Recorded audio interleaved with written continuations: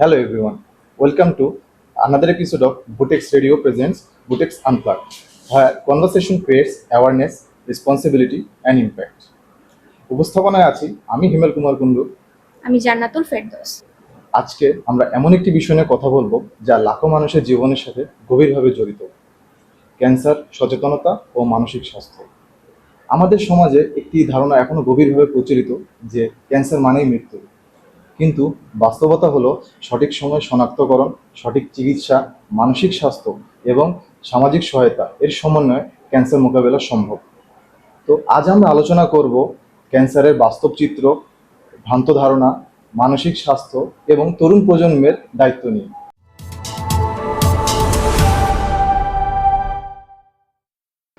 তো চলুন শুরু করা যাক বুটেক্স আনপ্লাগডের আজকের এপিসোডে আমাদের গেস্ট হিসেবে উপস্থিত আছেন ক্যান্সার কেয়ার বাংলাদেশের সম্মানিত ফাউন্ডার এবং প্রেসিডেন্ট সীমান্ত মিত্র ভাই। চলুন তার কাছ থেকে আমরা শুনে নিই আমাদের আজকের এপিসোডের বিষয়বস্তু। ভাই কেমন আছেন আপনি? আমি ভালো আছি, আপনি কেমন আছেন? এই তো ভাই। তো আমরা যদি শুরু থেকে স্টার্ট করি, ক্যান্সার আসলে কি, আর ক্যান্সার মানে কি মৃত্যু, আর বর্তমানে চিকিৎসা বিজ্ঞান এ বিষয়ে কি বলছে? আচ্ছা, সবার প্রথমে অনেক অনেক ধন্যবাদ আমাকে এখানে ডাকার জন্য। আমরা আজকের যে টপিকটা নিয়ে কথা বলবো, এটা কিন্তু বর্তমানে সবথেকে ইম্পর্টেন্ট একটা টপিক, এবং এটা নিয়ে আমরা কিন্তু অনেক সময় আতঙ্কিত। ক্যান্সার শব্দটা শুনলেই কিন্তু আমরা একদম আতঙ্কিত হয়ে যাই। আসলে ক্যান্সার এটা শুধুমাত্র একটা কোনো রোগ না। আমরা বিভিন্ন ধরনের রোগকে কি মনে করি, যে কোনো একটা রোগ বলি, বাট ক্যান্সার মিনস এটা একটা কোনো রোগ না, এটা অনেকগুলো রোগের সমষ্টি। জি। তো দেখা যাচ্ছে আমাদের শরীরের যে প্রতিনিয়ত যে কোষগুলো রিজেনারেট হয়, বাট যখন ক্যান্সারটা হয় তখন এই যে প্রতিনিয়ত রিজেনারেট হচ্ছে কোষগুলো বা সেলসগুলো, তো এটার ওই সময় স্বাভাবিকভাবে হয় না। ব্যাহত হয় প্রক্রিয়াটা। তো ওই সময় ওর যে একটা নিজস্ব একটা ডিসিপ্লিন থাকে, এই ডিসিপ্লিনটা থেকে বের হয়ে যায়, এবং বের হয়ে সে এমন একটা তৈরি করে যে এরপরে এটা আসলে ক্যান্সারের রূপান্তর হয়। জি ভাই। আর বর্তমানে আসলে ক্যান্সারের অবস্থা যদি বলি, বাংলাদেশে ক্যান্সার প্রতি বছরে প্রায় 1.5 লাখ থেকে 2 লাখের মতো নতুন ক্যান্সার শনাক্ত হচ্ছেন, এবং প্রায় 1 লাখের মতো প্রতি বছর মারা যাচ্ছে শুধুমাত্র ক্যান্সার। Huge number. হ্যাঁ, ক্যান্সারের জন্য। এবং যদি বর্তমান চিকিৎসা বিজ্ঞানের দিকে আমরা দেখি, আমরা ক্যান্সারের জন্য যেমন রেডিওথেরাপি, কেমোথেরাপি, এই জিনিসগুলোই সব থেকে বেশি পপুলার, এবং এর পাশাপাশি ইমিউনোথেরাপি যেটা আছে, তারপরে আরও বেশ কিছু যেগুলো আস্তে আস্তে আমরা বলতে গেলে আমরা আরও ক্যান্সার থেকে মুক্তি পাওয়ার জন্য যে কাজগুলো করা যায় সেভাবে আমরা আরও সামনের দিকে এগোচ্ছি। তো এটা আমাদের জন্য একটা গুড নিউজ। জি ভাই, অসংখ্য ধন্যবাদ ভাই। তো আমি যদি বাংলাদেশের পার্সপেক্টিভে কথা বলি, তো বাংলাদেশে এই ক্যান্সারের চিত্রটা মানে কতটা উদ্বেগজনক বলে আপনি মনে করেন? বাংলাদেশে আসলে ক্যান্সার প্রত্যেকটা দেশেই খুবই উদ্বেগজনক, বাট বাংলাদেশের কথা আমি যেটা বললাম যে প্রতি বছর প্রায় 1.5 থেকে 2 লক্ষ শুধুমাত্র নতুন ক্যান্সারে আক্রান্ত হচ্ছে। তাহলে এগুলো মানে নতুনভাবে কেন হচ্ছে, কিসের জন্য, এর কারণটা কি? কারণ কি? এবং এই যে প্রতি বছর যে 1 লাখের মতো যে মারা যাচ্ছে, কেন কেন মারা যাচ্ছে? তো এই যে নতুন ক্যান্সারে আক্রান্ত হওয়ার যে মূল কারণগুলো, তার মধ্যে প্রতিদিন আমাদের খাদ্যাভ্যাস, আমাদের যে লাইফস্টাইল, আমাদের আবহাওয়া, মানে বাইরে দেখেন আমরা এখন বর্তমানে ঢাকা শহরে আছি, ঠিক মতন কিন্তু বাইরে চলাচল করে মানে পলিউশন থেকে শুরু করে, নট অনলি দ্যাট, আমরা প্রতিদিন যে খাবারগুলো খাচ্ছি, কি পরিমাণে বিষাক্ত খাবার খাচ্ছি আমরা প্রতিনিয়ত। খাবারের মধ্যে প্লাস্টিক থেকে শুরু করে কালার, সব কিছু মিলে আসলে এই জিনিসগুলো ধাপে ধাপে আমাদেরকে ক্যান্সারের দিকে নিয়ে যাচ্ছে। এবং আরেকটা সব থেকে মারাত্মক একটা যে বিষয়, সেটা হলো আমাদের অ্যাওয়ারনেস অনেক কম। বাংলাদেশে ক্যান্সারের অ্যাওয়ারনেস খুবই খুবই কম। ক্যান্সার শব্দটা শোনার সাথে সাথেই মানুষ মানে আতঙ্কিত হয়ে যায়। আতঙ্কিত হয় না, মানে কথা বলাই বন্ধ করে, মনে হচ্ছে যেন কথা বললেও যেন এটা ভাইরাসের মতো ছড়িয়ে যায়, এরকম একটা অবস্থা। জি, অসংখ্য ধন্যবাদ ভাই। তো আমরা অনেক সময় শুনে থাকি যে প্রাথমিক পর্যায়ে বা আর্লি স্টেজে যদি কেউ শনাক্ত করে ফেলে, ক্যান্সার শনাক্ত করে ফেলে, তাহলে সেটা তার জীবনের লাইফ সেভিং পয়েন্ট হিসেবে দাঁড়ায়। তো এইটা প্রাথমিক পর্যায়ে শনাক্ত করাটা আসলে আপনি কতটা গুরুত্বপূর্ণ, মানে আপনি যদি আমাদের একটু বিস্তারিত বলতেন। That's a great point. এই যে অ্যাওয়ারনেসের বিষয়টা যে আসলো, এই অ্যাওয়ারনেসটা কেন করা হচ্ছে? সবার প্রথম হুম। ক্যান্সার কি, কি? হ্যাঁ, কিভাবে হয় এই কিভাবে বিষয়টা হয়? জানার জন্য। জি। সেকেন্ড, বাংলাদেশের আমরা মোটামুটি যেটা জানতে পারলাম বা এতদিন ধরে গত প্রায় আমরা অর্গানাইজেশনে 5 বছরের অধিক সময় ধরে কাজ করছি। ইভেন আমরা তো শুধুমাত্র একা কাজ করছি না, এরকম জি। নন প্রফিট আরো অনেক আরো ধরনের কাজ organization করছে, আছে। হসপিটালরা কাজ জি। করছে, বিভিন্ন ধরনের প্রতিষ্ঠান কাজ করছে। ম্যাক্সিমাম টাইম হলো যারা ক্যান্সারে আক্রান্ত হচ্ছে তারা 70 থেকে 80% পিপল আসে সেকেন্ড, থার্ড, ফোর্থ Fourth স্টেজে। stage-এ। ম্যাক্সিমামই থার্ড এবং ফোর্থ স্টেজে আসে। মানে যেখানে মানে রিটার্ন করা একটু মানে কঠিন হয়ে যায়। খুবই টাফ একটা Tough হয়ে বিষয়, যায়। কিন্তু যেখানে ফার্স্ট স্টেজে যদি কেউ ক্যান্সারটা নিয়ে যায় তার প্রায় 100%-এর কাছাকাছি সুস্থ হওয়ার সম্ভাবনা থাকে। ওকে। সম্পূর্ণ সুস্থ না হলেও দেখা যায় কিছু কিছু এমন ক্যান্সার আছে যেগুলো বেশি দিন টাইম নেয় না, মানে নেয় না। পুরো শরীরে ছড়িয়ে যায়। ছড়িয়ে পড়ে। বাট ওইগুলো ব্যতীত যে কমন ক্যান্সারগুলো যেগুলো আছে, যেমন ব্রেস্ট ক্যান্সার বা অন্য এই ধরনের কমন যে ক্যান্সারগুলো, এগুলো কিন্তু ফার্স্ট স্টেজে যখনই ডক্টরের কাছে আসবে তখন এটা কিওর করা পসিবল Possible. খুব তাড়াতাড়ি। তো এটা খুবই প্রয়োজন ফার্স্ট স্টেজে আসা। আর আপনাকে যদি বলি যে ক্যান্সার নিয়ে আমাদের সমাজে এখনো যে ভ্রান্ত ধারণা বা ক্ষতিকর ভ্রান্ত ধারণা এখনো আছে, যেটা আপনি বলে মনে করেন, যেটার কারণে অনেকে মানে না জানতেও সেটা মানে তার মৃত্যুর দিকে ঠেলে দেয়, এরকম ভ্রান্ত ধারণা আপনার কাছে কি বলে মনে হয়? এইরকম ধরনের ভ্রান্ত ধারণা অনেক আছে। যেমন আমরা মোটামুটি গ্রামের দিকে হলো একটা সার্ভে করার জন্যই আমরা গ্রামের দিকে গেলাম, যে দেখার জন্য কি অবস্থা এখানে। একজনের যদি ক্যান্সার হয়, সাপোজ ব্রেস্ট ক্যান্সারটা বাংলাদেশে সব থেকে বেশি।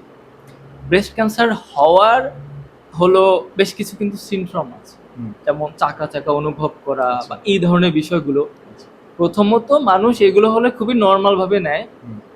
এবং দেখা যাচ্ছে কারো যদি হয়ও, কেউ যদি বুঝতেও পারে, তাহলে সে চুপ, মানে কোনো কথা বলে কোনো না। কথা বলেন। মানে মনে করে কি গ্রামে যে ক্যান্সার হয়েছে এটা মনে হয় একটা অভিশাপ, অভিশাপ। ও কোনো একটা পাপ করছে জীবনে বা ও কিছু একটা করছে যার জন্য ওর এটা হয়েছে। জি। বাট বিষয়টা এটা না, এরকম না। এটা কোনোভাবেই না, যে কোনো মানুষের হতে পারে।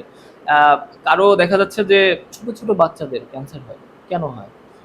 সে অসচেতনতা। গর্ভ থেকেই কিন্তু ক্যান্সার নিয়ে কিন্তু জন্ম হচ্ছে। তো দেখা যাচ্ছে বিভিন্ন সময় জেনেটিকলি এটা হতে পারে। তো আবহাওয়ার জন্য অনেক কিছু কারণ হতে পারে। ক্যান্সার হওয়ার আসল যে কারণ হুম। যেটা, এটা এখনো পর্যন্ত পরিপূর্ণভাবে কেউ বের করতে পারেনি যে আসলে কেন হচ্ছে। প্রতিবার হওয়ার পরে ওইটা নিয়ে রিসার্চ করা হচ্ছে যে আসলে এটা কেন হচ্ছে। আসল কারণটা বের হয়নি, এবং এটা নিয়ে প্রচুর পরিমাণে এখনো ভ্রান্ত ধারণা আছে। অনেকে আবার মনে করে এটা মনে হয় ছোঁয়া আছে, বা অনেকে মনে করে যে এটা আসলে ওই যে বললাম অভিশাপের মতো একটা বিষয়। তো এই প্রতিটা জিনিসই আমরা আসলে কিওর করতে পারবো যখন আমাদের অ্যাওয়ারনেসটা Awareness-টা। আসলে এই যে হোয়াট ইজ ক্যান্সার, এটা থেকে কিওর কিভাবে হবে, এই বিষয়গুলো সবাই যখনই জানবে আমরা এটাকে ইজিলি কিওর করতে পারবো। জি। তো ভাইয়া, আপনি তো ক্যান্সার অ্যাওয়ারনেসের কথা বললেন, তো আমরা যদি এই বিষয়টার উপর একটা জোর দিই, ক্যান্সার অ্যাওয়ারনেস এবং মানসিক স্বাস্থ্যের বিষয়ে যদি আমরা জোর দিই, তো আমাদের এই ক্যান্সারের আক্রান্ত হওয়ার এই প্রধান ঝুঁকিগুলো কি, এটা আপনি কি মনে করেন? এবং আমাদের তরুণ প্রজন্ম যেটা যেটা রিলেভেন্টি, তো তারা কিভাবে এই তাদের লাইফস্টাইল পরিবর্তনের মাধ্যমে এই ঝুঁকিগুলো এড়াই চলতে পারবে, এই বিষয়ে যদি ভাই আপনি একটু বিস্তারিত বলতেন। এটা খুবই গুরুত্বপূর্ণ একটা বিষয়। বর্তমানে বাংলাদেশের জনসংখ্যার প্রেক্ষাপটে আমরা যারা ইউথ, তাদের সংখ্যা কিন্তু বেশি। হুম। এখন আমরা ইউথদের দিকে যদি একটু তাকাই, আমরাই কিন্তু একমাত্র ইউথ, মানে এখন বর্তমানে যারা পরবর্তী জেনারেশন, হুম। বা আমরাই এই দেশটাকে দেশটা আগে নিয়ে যাবে। তো আমাদের লাইফস্টাইল ম্যাক্সিমামেরই খুবই খারাপ। দেখা যাচ্ছে যে রাত জাগি, রাতে ঘুমাই না ঘুমাই না। ম্যাক্সিমামই। এরপরে সারাদিনে খাই না, তারপরে খাবার ঠিক নাই, এরপরে দেখা যাচ্ছে স্মোকিং, এরপরে অন্যান্য আরো অনেক বিষয়বস্তু, যে রেগুলারিটি মেনটেন করে আমরা আসলে লাইফস্টাইলটা মেনটেন করি না। করি না। এটা বিভিন্ন কারণে, বিভিন্ন কারণে। পরিবেশগত অন্যান্য অনেক ধরনের কারণে হতে পারে। এই জিনিসগুলোর দিকে আমাদের একটু খেয়াল দিতে হবে, মাস্ট বি খেয়াল দিতে হবে। এর পরবর্তী যে বিষয়টা, মেন্টাল হেলথ, এইটা একটা খুবই ইম্পর্টেন্ট একটা বিষয়। এটা শুধুমাত্র ক্যান্সার পেশেন্টদের জন্য না, এটা সবার জন্য, বিশেষ করে ইউথদের জন্য। এর জন্য। বর্তমানে আমরা দেখতে পাচ্ছি যে আসলে সুইসাইডাল, ডিপ্রেশন, এনজাইটি, যে কোনো মানুষকে আপনি যাবেন, জিজ্ঞাসা করবেন, কথা বলবেন তার সাথে, মাসের মিনিমাম 15 দিন সে দেখা যাচ্ছে যে ডিপ্রেশনে আছে, এনজাইটিতে আছে, বিভিন্ন প্রেশারের মধ্যে আছে। তো এই মেন্টাল হেলথ জিনিসটা আমাদের জন্য খুবই প্রয়োজন। এখন আসি ক্যান্সার পেশেন্টদের কি ধরনের প্রয়োজন। দেখেন, আমরা যখন একজন ক্যান্সার পেশেন্টকে দেখব, হয়তো ম্যাক্সিমাম টাইমেই সে পরিবারের প্রথম ক্যান্সার পেশেন্ট, এবং অন্য টাইমে দেখা যাচ্ছে তার পরিবারেও আরো অনেক ক্যান্সার পেশেন্ট থাকতে পারে। বাট যখনই পরিবারে একজন প্রথম ক্যান্সার পেশেন্ট হচ্ছে, ওনার পরিবারের মানুষই বুঝতে পারতেছে না যে আসলে এই রোগের কি সিমটম হবে, বা মানে পরবর্তীতে কেমোথেরাপি দেওয়ার পরে কি কি ধরনের জিনিসপত্র হবে ওনার সাথে, এটা বুঝতে পারে না। এরপরে এই চিকিৎসাটা এমনিতেই ব্যয়বহুল। তো পরিবারের মানুষজন দেখা যাচ্ছে, অনেক পরিবার দেখেছি আমরা, নিঃস্ব হয়ে গেছে, এফোর্ড করতে পারে না, জায়গা জমি বিক্রি করে নিঃস্ব হয়ে গেছে, এরকম একটা অবস্থা। তারপরে ঠিক মতন চিকিৎসা করাতে পারতেছে না। এই যে কেমোথেরাপিটা বা এই যে যতগুলো ট্রিটমেন্ট আছে, এগুলো প্রত্যেকটা এক একটা সাইড ইফেক্ট আছে। ধরেন একজন স্বাভাবিক মানুষ, ধরেন আমি বা যে কোনো একজন সাধারণ মানুষ হঠাৎ করে ক্যান্সারে আক্রান্ত হলো, যেই মুহূর্ত থেকে সে জানতে পারলো যে আমার ক্যান্সার হয়েছে, একদিকে কিন্তু শক, কারণ আমরা জানি ক্যান্সার মানে মৃত্যু। তো সবার প্রথমে তো সে মেন্টালি গেল, এরপরে তার বিভিন্ন ধরনের চিন্তা ভাবনা আসা শুরু করে। এরপরে কি হয়, যে কেমোথেরাপিটা যখন দেওয়া শুরু করে, সাইড ইফেক্ট গুলো শুরু হয়, ওজন কমে যায়, খেতে পারে না ঠিক মতন, বমি হয়, চুল পড়ে যায়।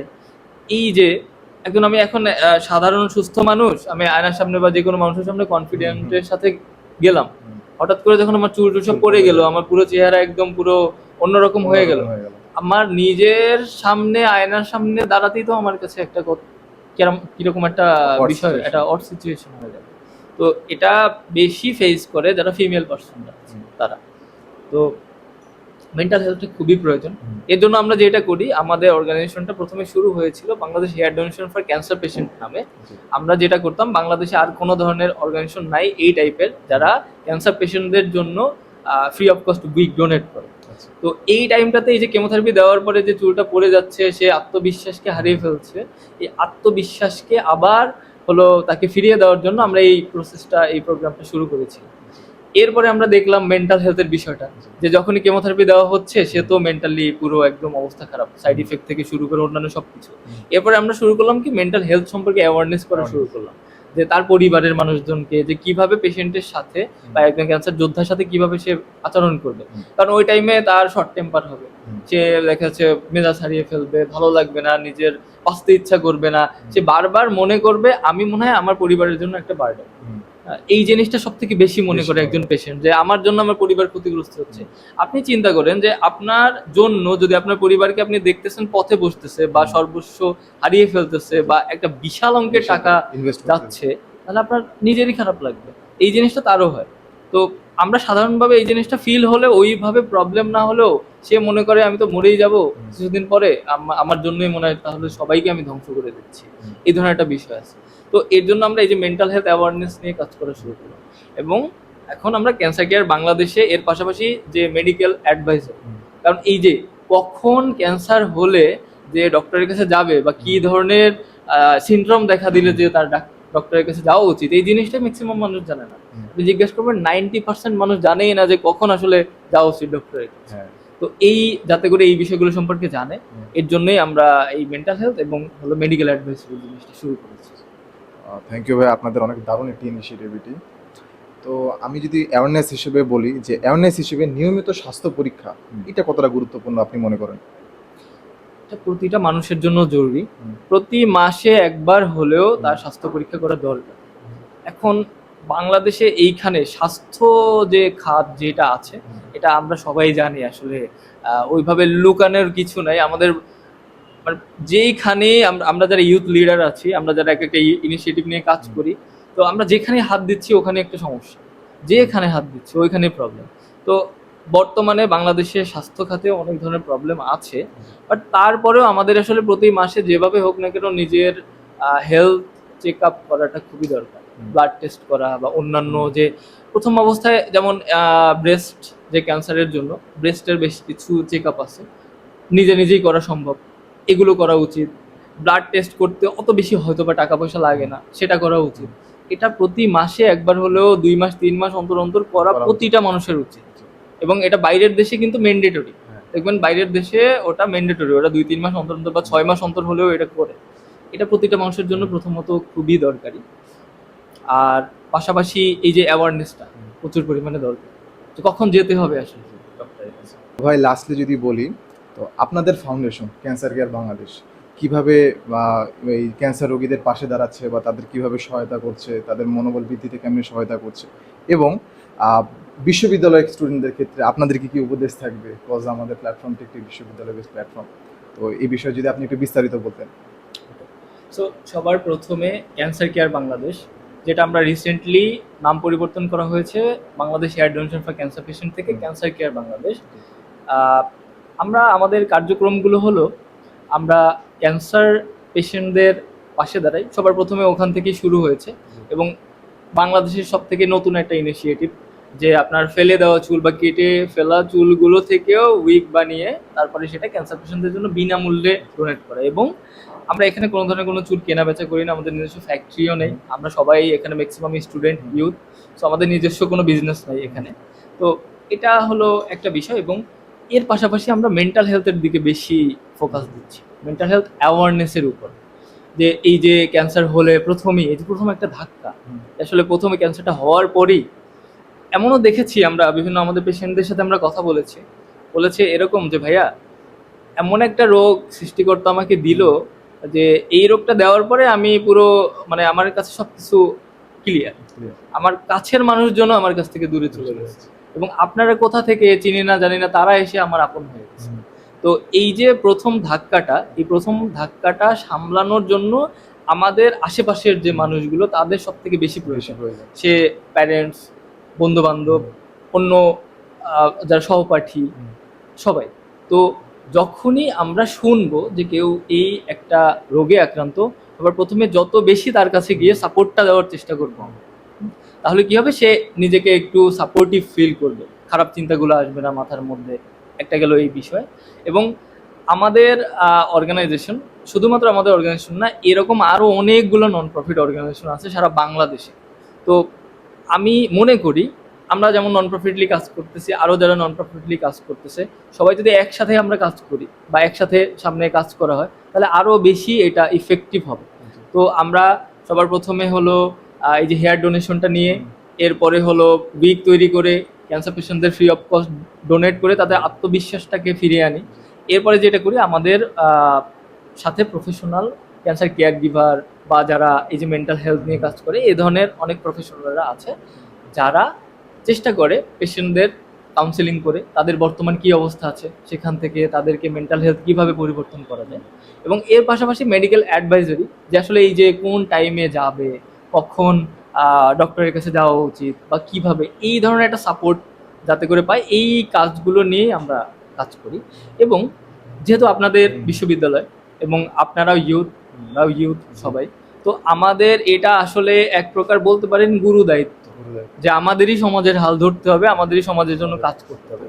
আপনারা যেটা করতে পারেন, প্রত্যেকে যে নিজের বিশ্ববিদ্যালয়ের যে ক্যাম্পাসে আছেন, আপনারা নিজেদের ক্যাম্পাসে এই অ্যাওয়ারনেসগুলোকে তৈরি করবেন, ক্যান্সার অ্যাওয়ারনেস বিষয়গুলো। এবং আমাদের মতো যারা নন প্রফিট অর্গানাইজেশন আছে, যারা অলরেডি প্ল্যাটফর্ম তৈরি করে কাজ করছে, আমরা যেমন আমাদের ভিশন যদি বলি, আমাদের ভিশন হলো 2040 সালের মধ্যে ক্যান্সারের মৃত্যুর সংখ্যাটাকে শূন্যে নামিয়ে আসা বাংলাদেশ। এবং এটা কিভাবে সম্ভব?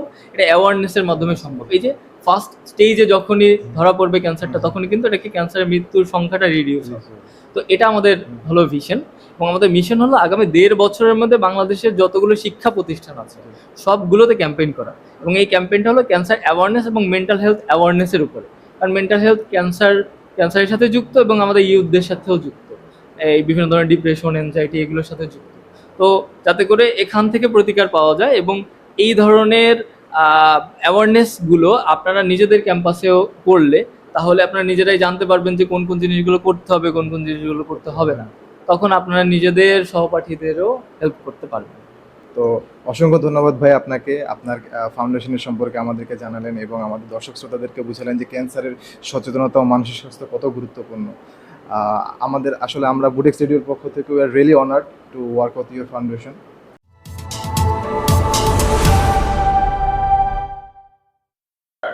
পডকাস্টের এই পর্যায়ে আমরা ক্যান্সার কেয়ার বাংলাদেশের হোপ অ্যাম্বাসেডর নূর হাসান জাহরা আপুর কাছে যাব। আপু কেমন আছেন? আলহামদুলিল্লাহ, I am great, thank you. আপনি? আমি আলহামদুলিল্লাহ ভালো আছি। ক্যান্সার কেয়ার বাংলাদেশের একজন হোপ অ্যাম্বাসেডর হিসেবে আপনার অভিজ্ঞতাটা যদি আমাদের সাথে একটু শেয়ার করতেন। আমি ক্যান্সার কেয়ার বাংলাদেশের সাথে যুক্ত হয়েছি 2021 সালে, যখন এটা Bangladesh hair donation for cancer patient ছিল। So like many other people, I was also a hair donor. And then আমার মনে হলো যে তাদের যে কার্যক্রম সেটা আরও বিস্তৃত করা যায়। তখন আমি ফাউন্ডারের সাথে কথা বললাম, সীমান্ত মিত্র। আমরা আলোচনা সাপেক্ষে বুঝতে পারলাম যে আমাদের চিন্তা ভাবনা খুব অ্যালাইন করে। সো যেহেতু অ্যালাইন করে, আর আমার ছোটবেলা থেকে খুব ইচ্ছে ছিল যে ক্যান্সার রিলেটেড কিছু একটা করব, তো তখন আমি তাকে প্রস্তাবনা দিই বিভিন্ন ধরনের, আর সেও আমাকে অনেকগুলো আইডিয়াস শেয়ার করে। তো তখন আমি তাকে বললাম যে তাহলে আমি হোপ অ্যাম্বাসেডর হই, কারণ আমারও অভিজ্ঞতা আছে এই cancer related.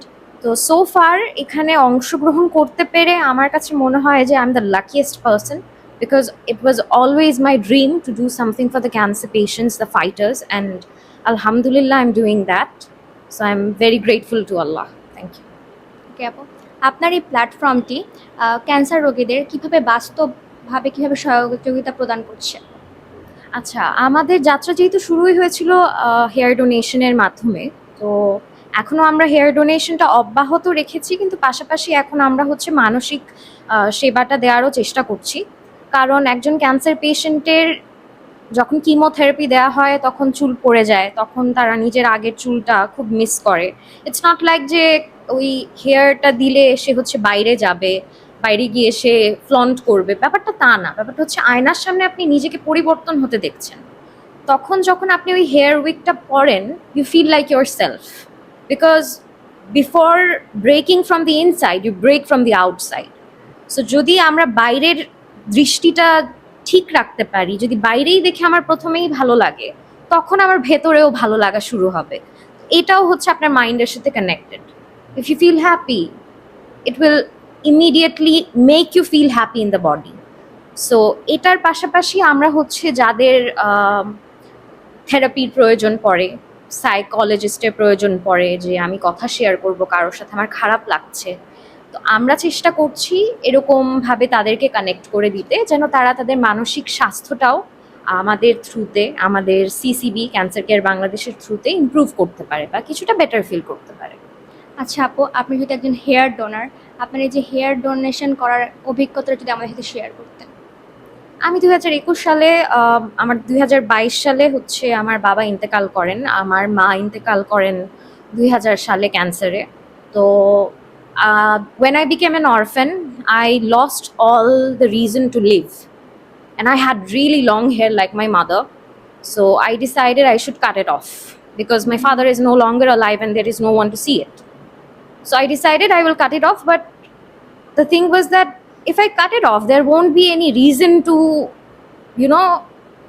I wouldn't feel like I have done something that impacts, leaves an impact. So what I did was I searched for literally Bangladesh hair donation, and I found Shimanto Mitro's page, and I was really glad, because I have seen in movies, in American films, that ওদের দেশে এটা থাকে, আমাদের দেশে শুধুমাত্র আমি সীমান্ত মিত্রর page পাই। ভালো না মন্দ, চুল কি করে না করে আমি কিচ্ছু দেখিনি, আমি জাস্ট চুল কেটে ওকে পাঠাই দিয়েছি। And alhamdulillah, it went to the right person. I later on checked. So it felt amazing because the hair had a purpose.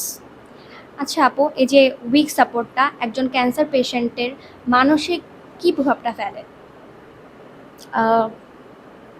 ধরেন আপনার চুল হাঁটু সমান, আপনি সব সময় সেটা বেনি করছেন। এখন যদি আমি আমার মায়ের এথনিসিটিতে যাই, উনি কিছুটা পাঞ্জাবান ব্যাকগ্রাউন্ডের, ফুল ডিটেলে যাব না। So she use to braid, পাঞ্জাবানরা এক ধরনের এরকম থাকে কিছু একটা জুয়েলারি, হয়তো মুভিজে দেখেছেন, বলিউডে যেভাবে ঘুরায়। So she use two always do that with breads or ফিতা দিয়ে বাঁধতেন। So when her chemo started, her hair started to fall out, and she used to have those onions. সে পেঁয়াজটাকে অর্ধেক করে সেটা মাথায় ঘষতেন, এই চিন্তা করে যে তার চুল হবে। চুল হচ্ছিল পরবর্তীতে, কিন্তু that was not because of the onion, that was because ওনার জেনেটিক্সটা ওইরকম ছিল। বাট কিমোথেরাপি নেওয়ার পর একটা পার্সনের ভেতর থেকে তো খারাপ যেরকম লাগে তার থেকেও বেশি তার আত্মাটা ভেঙে যায়, কারণ যেভাবে সে নিজেকে দেখে ইউজ টু সেরকম তাকে আর দেখাচ্ছে না। আর আমার মা জানতেন যে তিনি বেশি দিন বাঁচবেন না, তো what she did was really amazing. সে হচ্ছে তার চুল ছেড়ে আমাকে কোলে তুলে অনেকগুলো ছবি তুলেছেন, যেন আমি যখন তাকে মনে করব আমি যেন তাকে সবসময় মনে করতে পারি যে আমার মায়ের কত সুন্দর চুল ছিল, এটা না যে তার চুল ছিল না।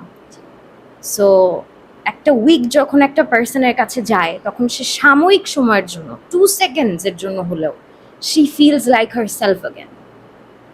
হয়তো কোনো গেস্ট আসতেছে বাসায়, তাকে দেখতে সে উইকটা পরে নিল, আসলো, আরে ভাবি আপনাকে তো খুব সুন্দর লাগছে, বা আপু আপনাকে তো অনেক ভালো লাগছে। এই যে স্মাইলটা, দ্যাটস আ সাদাকা।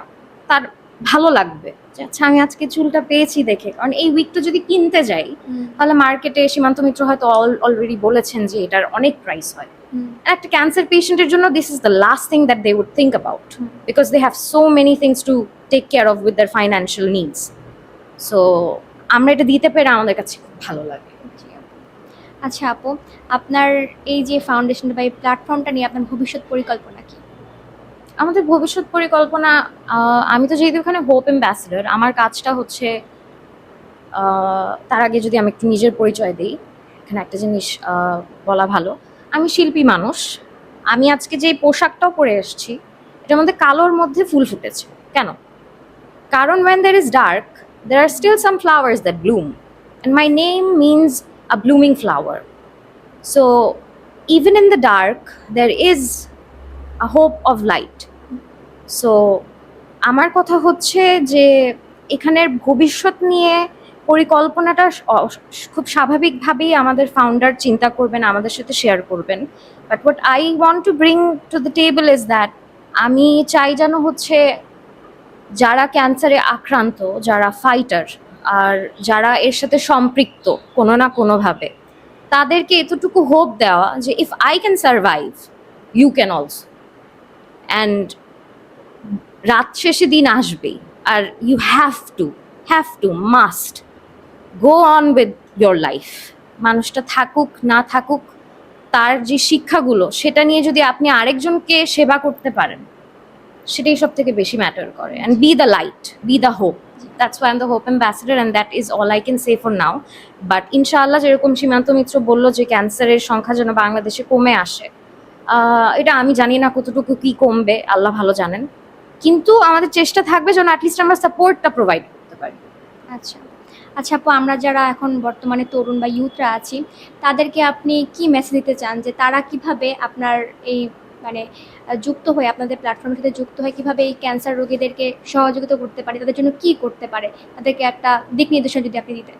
ওকে, তরুণ বলতে আমি নিজেও খুব বয়স্ক না। তরুণদেরকে আসলে আমার কিছুই বলার নাই, কারণ এখন আমাদের জেনারেশন আছে 3টা, জেন জি, অ্যাকচুয়ালি না 4টা, যারা হচ্ছে কিছুটা ইয়াং, জিলেনিয়াল, জেন জি, জেন অ্যালফা, জেন বেটা। সো এই 4টা যদি আমি বলি, সেই জায়গা থেকে আমি সেই দিন হচ্ছে একটা আর্টিকেলে পড়লাম যে ইউএসএতে এখন অ্যালকোহল খাওয়ার পরিমাণ অনেক ড্রপ করাতে অ্যালকোহল কোম্পানিগুলো লস করছে। এটা বলছি কেন?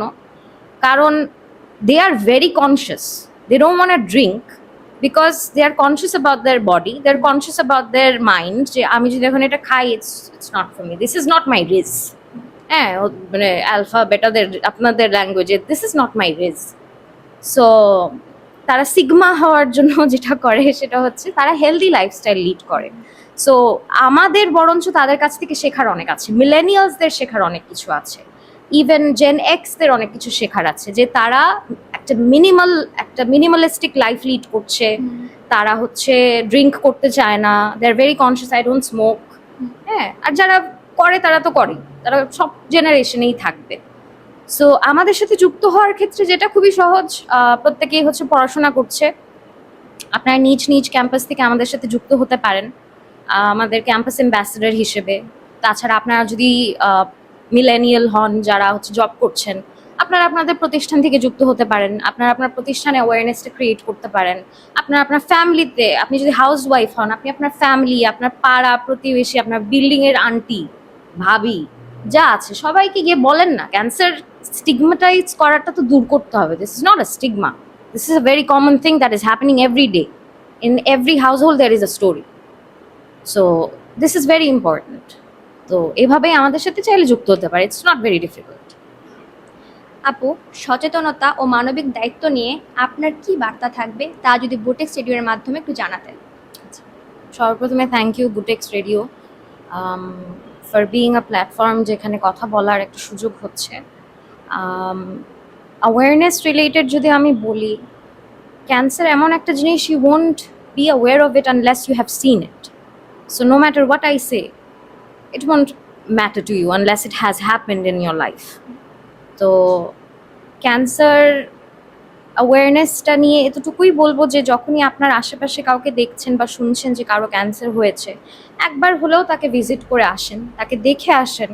তাকে দেখলেই না আপনি অনেক কিছু সম্পর্কে জানতে পারবেন, অনেক ব্যথা যেগুলা আপনি কল্পনা করতে পারবেন না সেটা সম্পর্কে জানতে পারবেন। আর মানবিকতা বিষয়টা হচ্ছে এটার মধ্যেই পড়ে যে যখন আপনি একটা ক্যান্সার পেশেন্টকে ফিল করতে পারবেন, সিম্প্যাথি না, তাকে এমপ্যাথি দেখান। যখন আপনি এমপ্যাথাইজ করতে পারবেন তার সাথে, যে তার কষ্টটা কতটা বা কোন লেভেলে, বা তার সাথে যে আছে, বা আপনার বন্ধুর মা বা বাবা বা ভাই কারো যদি হয় আর আপনি গিয়ে দেখেন তার অবস্থাটা, তখনই আপনি এটা বুঝতে পারবেন এটার মর্ম। আসলে এটা আমি কখনো আপনাকে বলে, হাজারো বলে অ্যাওয়্যার করতে পারবো না ক্যান্সার সম্পর্কে, unless you have experienced it yourself. So thank you very much. ধন্যবাদ আপু, আপনার মূল্যবান সময় আমাদেরকে দেওয়ার জন্য।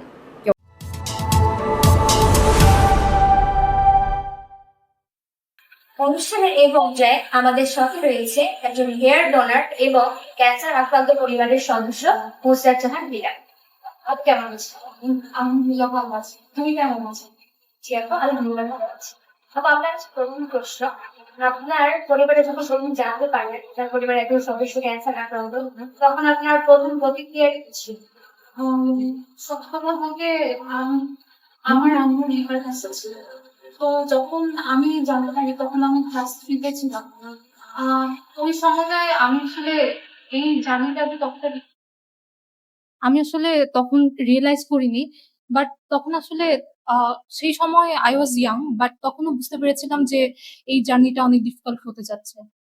আপু, এই চিকিৎসার পুরো প্রক্রিয়াটায় আপনার সবচেয়ে চ্যালেঞ্জিং মুহূর্তটি কোনটি ছিল? আম সত্যি কথা বলতে পুরো প্রসেসটার যখন কথা বলবো, সবথেকে ডিফিকাল্ট ছিল আম্মুকে পেইনের মধ্যে দেখা। এবং একটা ক্যান্সার পেশেন্ট কে শুধুমাত্র এটা তার ফিজিক্যাল না, এটা একটা mental, financial, every way, like এটা অনেক ডিফিকাল্ট যে একটা মানুষ একটু একটু করে সাফার করছে, এই পেইনটা কখনো কমবে না। এবং সেই পার্সনটা আমার আম্মু। এবং আমি বলবো যে ক্যান্সার পেশেন্ট এবং ক্যান্সার ফাইটার যারাই আছে তাদেরকে সবসময় সাপোর্ট করা, এনকারেজ করা। আমি জানি যে একটা ফ্যামিলি মেম্বার হিসাবে ওই মোমেন্টটা অনেক ডিফিকাল্ট, নিজের জন্যই অনেক ডিফিকাল্ট। বাট তবুও আমি বলবো যে ওই মোমেন্টটাতে স্ট্রং থাকতে হবে এবং নিজের পরিবারের প্রতি খেয়াল রাখতে হবে। এবং স্পেশালি একজন ক্যান্সার যে ফাইট করছে তার জন্য বিষয়টা খুবই ডিফিকাল্ট। তাকে সাপোর্ট করতে হবে মেন্টালি। এবং আমি বলবো যে এই মেন্টাল সাপোর্টটা অনেক ইম্পর্টেন্ট। তাকে এই জিনিসটা তাকে ফিল করানো যে everyone is there for her, এই জিনিসটা ফিল করানো অনেক ইম্পর্টেন্ট। আচ্ছা আপু, আপনি তো একজন হেয়ার ডোনারও, তো আপনার এই হেয়ার ডোনেশনের পিছনে মোটিভেশনটা কি ছিল? মোটিভেশনটা অ্যাকচুয়ালি যখন আম্মু যখন এরকম কেমোথেরাপি করছিল তখন অ্যাকচুয়ালি কেমোথেরাপিতে যেরকম হয় যে সিচুয়েশনে দেখা আমার জন্য অনেক পেইনফুল ছিল। তখন আমি সবসময় এটা চেয়েছি যে একটা ক্যান্সার ফাইটারকে কোনো না কোনোভাবে সাপোর্ট করা বা এই ক্যান্সার অ্যাওয়ারনেস ক্রিয়েট করা। তো তখন আমি সার্চ করি যে কিভাবে আমি সাপোর্ট করতে পারি। তো তখন আমি একটা ভিডিও দেখেছিলাম যে হেয়ার ডোনেট করার। তো আমি তখন বাংলাদেশে খুঁজেছিলাম কিন্তু কোনো হেয়ার ডোনেট করার ওরকম কোনো অর্গানাইজেশন পাইনি। বাট লাকিলি আমি যখন ভার্সিটিতে উঠি তখন আমি হচ্ছে বাংলাদেশ ক্যান্সার কেয়ার ফাউন্ডেশনকে পাই এবং তাদের ওখানে আমি হেয়ার ডোনেট করি ক্যান্সার পেশেন্টদের জন্য। একজন হেয়ার ডোনার এবং ক্যান্সার আক্রান্ত পরিবারের সদস্য, এই দুটি অভিজ্ঞতা আপনার ব্যক্তিগত জীবনের দৃষ্টিভঙ্গিতে কি ধরনের পরিবর্তন এনেছে? সত্যি কথা বলতে অনেক পরিবর্তন এনেছে। আমি যখন ছোট ছিলাম তখন আমি ভাবতাম যে একজন ক্যান্সার সার্ভাইভারকে বা একজন ক্যান্সার ফাইটারকে সাপোর্ট করা মানে হয়তো বিশাল কিছু একটা, বা তাকে সাপোর্ট করতে হয়তো আমাকে অনেক ফাইন্যান্সিয়ালি ভূমিকা পালন করতে হবে বা এরকম কিছু একটা। বিষয়টা তা না। একটা ক্যান্সার ফাইটারকে সাপোর্ট করতে আমাদের শুধু ফাইন্যান্সিয়াল সাপোর্টই না, দেখা যায় যে একটা মানুষের যখন ক্যান্সার হয় আমরা ভাবি যে আ এটাতে তার ক্যান্সার হয়েছে, তার সাথে কথা বললে হয়তো আমাদেরও হয়ে যাবে। আ এটা খুবই দুঃখজনক, বাট এটাই সত্য যে আমাদের সোসাইটিতে মেন্টালিটি এখনো ওরকম। আমাদের একজন ক্যান্সার যিনি ফাইট করছে তাকে আমাদেরকে সাপোর্ট করতে হবে। এবং সত্যি কথা বলতে আমার মেন্টালিটিতে অনেক চেঞ্জ এসেছে। My mother passed away in 2014. A in that time আমি অ্যাজ এ হিউম্যান বিং এটা আমার লাইফের একটা পারপাসও যে আমি ক্যান্সার পেশেন্টসদের আ এবং তাদের কে সাপোর্ট করব এবং আমি তাদের যেকোনো লাইফে ভূমিকা পালন করতে চাই। আর সেক্ষেত্রে আমি ক্যান্সার কেয়ার বাংলাদেশের সাথে যুক্ত হয়েছি এবং তাদের মাধ্যমে আমি ক্যান্সার পেশেন্টদের লাইফে যদি ভূমিকা পালন করতে পারি এটা আমার জন্য অনেক ফরচুনেট একটা বিষয়। আচ্ছা আপু, আপনাকে যদি বলি তরুণদের জন্য কিছু বার্তা দিতে আপনার তরফ থেকে, সেটা আপনি কি দিবেন? তরুণদের জন্য বার্তা এটাই হবে যে আমাদের অ্যাওয়ারনেস ক্রিয়েট করা উচিত। আর আমি বলব তরুণদের জন্য আরেকটা বার্তা যে আমাদের বাংলাদেশে আমাদের যে লাইফস্টাইলটা uh uh young generation varsity going, আমরা দেখা যাচ্ছে যে আমাদের যে ডে টু ডে লাইফের লাইফস্টাইলটা, ঘুমের টাইমিং ঠিক রাখা, খাবার টাইমিং ঠিক রাখা, নিজের খেয়াল রাখা। এবং আরেকটা বিষয় যেটা বলতে চাইবো যে যেই ফ্যামিলিতে অলরেডি একজন ক্যান্সার কে ফেস করেছে, এরকম আমি বলব যে এরকম ফ্যামিলি মেম্বার্সদের উচিত হবে আরো অ্যাওয়ার হওয়া, নিজের হেলথ চেকআপটা করানো, যাতে এই নেক্সট ফার্দার যদি এরকম কোনো চান্সেসও থাকে তাহলে এইটা যেন তাড়াতাড়ি ডিটেক্ট হতে পারে। এবং ওভারঅল আমি বলব যে যেকোনো ক্যান্সার পেশেন্ট, ক্যান্সার ফ্যামিলির সবার পাশে দাঁড়ানো, তাদেরকে সাপোর্ট করা। ধন্যবাদ আপু। তোমাকেও ধন্যবাদ জানাই।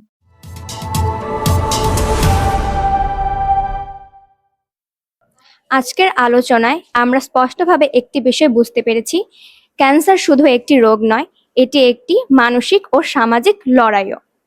তরুণ প্রজন্ম হিসেবে আমাদের দায়িত্ব নিজেরা সচেতন হওয়া, অন্যদের সচেতন করা এবং মানবিক উদ্যোগে এগিয়ে আসা। ধন্যবাদ ভিউয়ার্স, এতক্ষণ সময় জুড়ে আমাদের সাথে থাকার জন্য। আমরা আবার হাজির হব বোটেক্স রেডিওর অন্য কোনো এপিসোড নিয়ে। Stay tuned.